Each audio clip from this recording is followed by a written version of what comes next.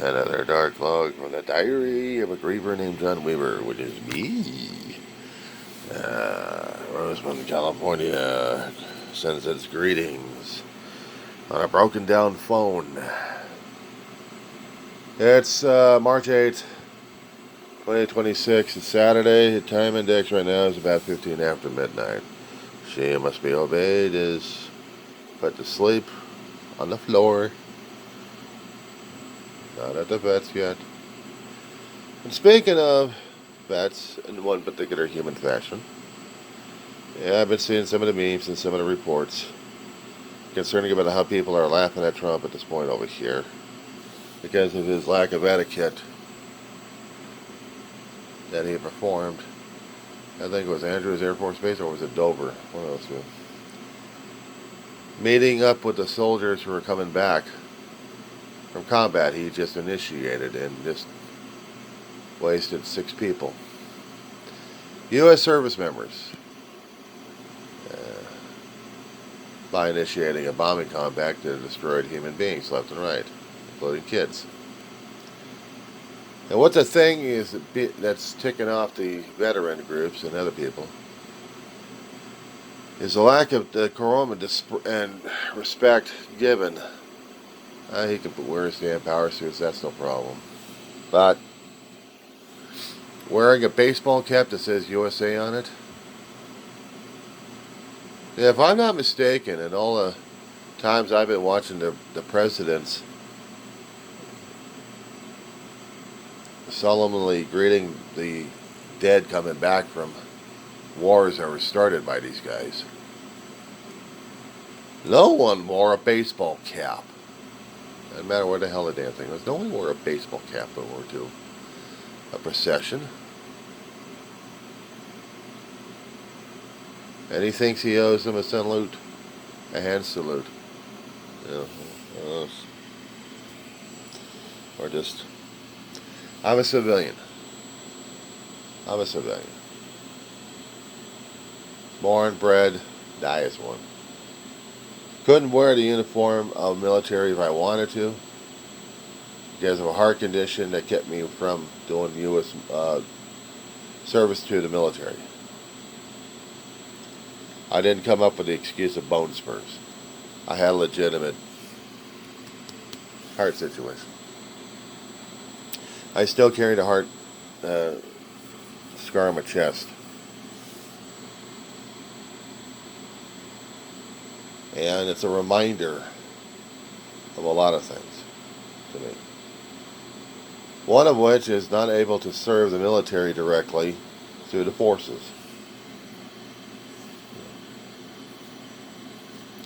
Even if I had been mentally or just wasn't qualified to join the military.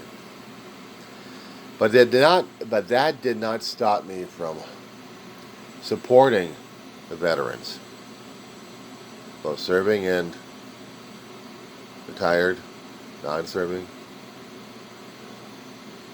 disabled. I served veterans.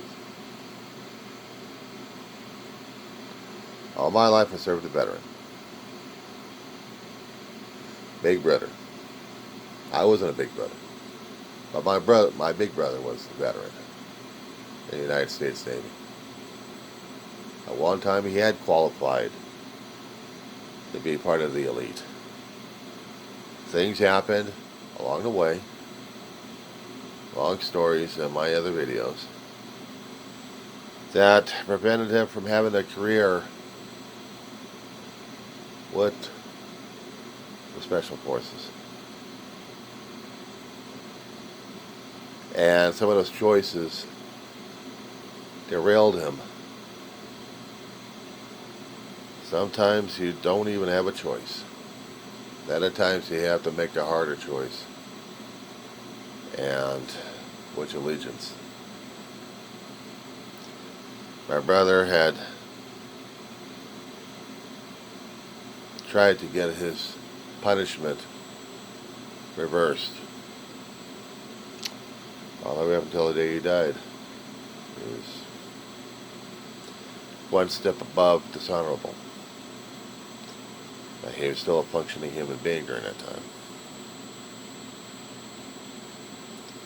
But in his heart, he carried the patriotism all the way until the day he died. He qualified to be part of the elite, and he carried that with him, with distinction. And some vets celebrated it, other vets didn't know about it. Even the ones he celebrated with are already passed on. Family and friends, letters of support, gone with history. And I support my brother. I carry the memories. I talk about the memories. Part of the reason why I have my video channel going. Besides my own mental health, I talk about family history. I talk about what's happening in the politics, and currently I'm talking about my medical history. That's how it is. I may not have my videos labeled correctly, and they're numbered. I'll get to labeling in one of these 3 millenniums. Nobody's thumping a roll stick on my pants regarding it.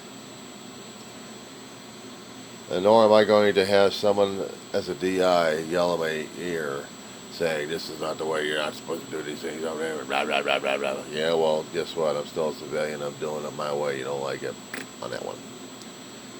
So speaking of which, in one particular form and fashion, while he's trying to show some kind of respect to the fallen that he's already sent to the graves already. The old gas bag wears a hat, says USA in gold on it. Gold and white. And as said before, there's a lot of veterans who they didn't take it too well. And they got pissed off with the gas bag. They're supposed to wear a cover outside. But the thing is, when you're dealing with the fallen coming back, and they're draped under the nation's flags,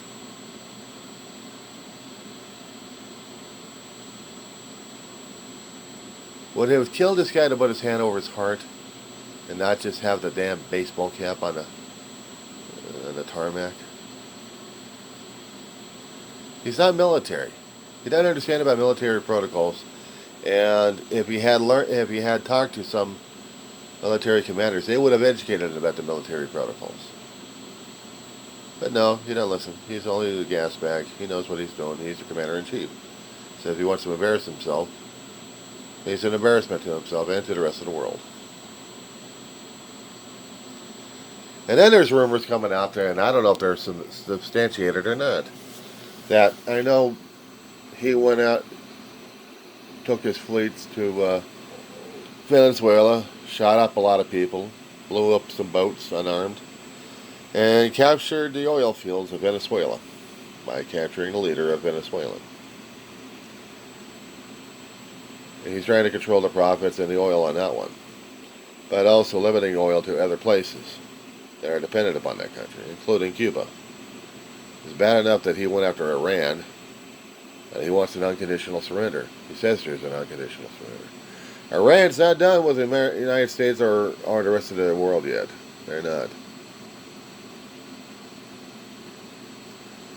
You pissed off Iran, they're going to do something. So naturally, Israel's got to go crazy over Hezbollah in Lebanon, blow them to hell. While they're getting themselves blown to hell. They're running out of Patriot missiles. Now, as I said before concerning about wars, it's all run by ego and resources. We fight over any and everything that's considered a resource, regardless biological or mineralogical. Even territory. But we also fight over our egos. We get slighted. We get to fire missiles or roll tanks or have a soldier fire a gun at someone.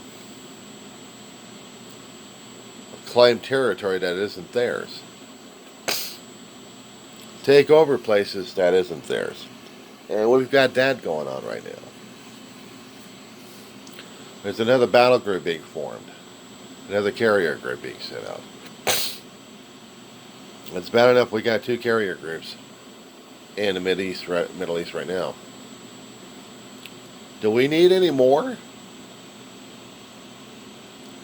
It's bad enough when the civilians are being threatened a great deal, not just on the ground, but on the waters.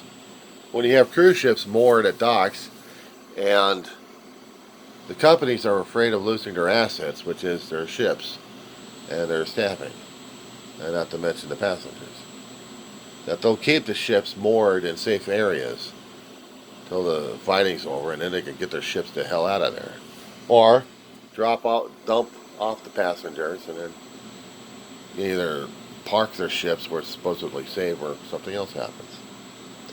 But they're afraid to have the cruise ships being mistaken as enemy combatants.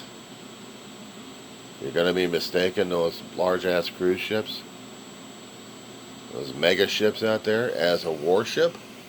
Maybe in the middle of the night, if the lights are still on, they know it's a cruise ship. But if it's darkened, you don't know whether or not you're seeing a tanker, or a warship, or a civilian ship. And their cruise companies are not going to be losing their billion-dollar assets. They built them, others.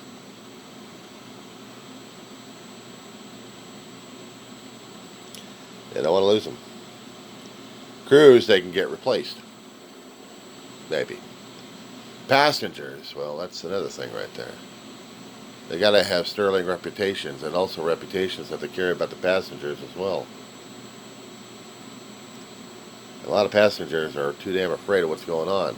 They want the ships to get the hell out of there. But if they're in a combat situation or in a combat arena, there's going to be a problem right there, boys and girls. Do I blame the cruise companies for trying to keep anything and everything safe because they're trying to keep their profits? You tell me.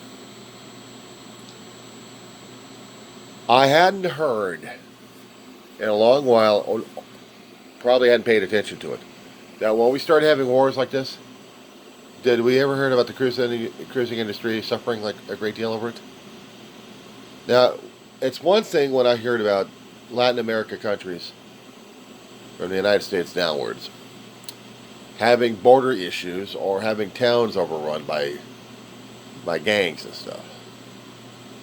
That ports will shut down and the cruise ships won't go there. Or the ports will still be somewhat safe, but the area surrounding the ports are dangerous. And I've seen and I've read that cruise companies pull out and wait to do other itineraries, other destinations, other locations. They want to keep the profits. They want to keep the crew safe. They want to keep the ships intact, but they also want to protect the customers because that's their lifeline. That's their bread and butter. So if there's going to be any more combat happening in Venezuela, I don't think so. It's relatively safe over there. And now we got the gangs going crazy in Mexico. Yeah. So, the Middle East and the Mediterranean have turned into a war zone. At least right along the eastern edge of it. And we're talking about oil revenues going up in smoke, especially when the refineries and tanks are being blown to hell. And ships are bottlenecked. Strait of Hormuz. Some of them are still trying to get the hell out of the area and being escorted out. But do we need to have another warship group come in? For what? Relief? Okay. I can understand about another relief, but to force more heavy-handedness? We have analysts on corporate media and independents scrambling like crazy trying to understand what's going on. Why is Trump doing this?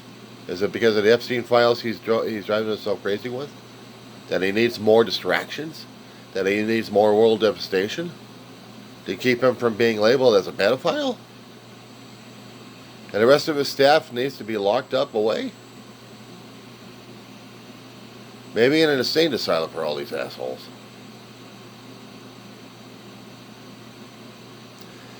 And I don't get this spirit of America or something about the Americas. Another ruling council that Naweem's going to be part of. Is it fictional or is it not fictional? And when Trump was doing his speech, he was trying to show what kind of a great asshole he is by doing a political crap on people.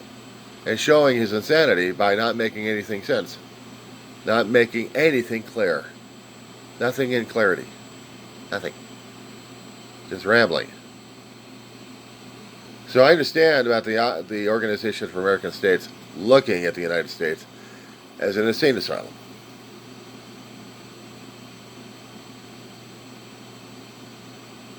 I wouldn't put it past them. I would not put it past them. But this is what's happening, guys. Keep your head in the game and keep your head down as well. We still haven't heard the last of the ICE agents nailing people left and right. We're still getting stories left and right. We're still getting them on YouTube and medias and stuff. They're not being more prevalent, but they're still out there and they're still being talked about. And other things that the independents are freaking out about is what's not being spoken by the legacy media. Keep verifying your sources, guys. And keep watching and observing and recording. Download what you can. We need everything archived. What we can use, what we can't use, and what we need to store. Just in case history gets revised one more time under some lunatic.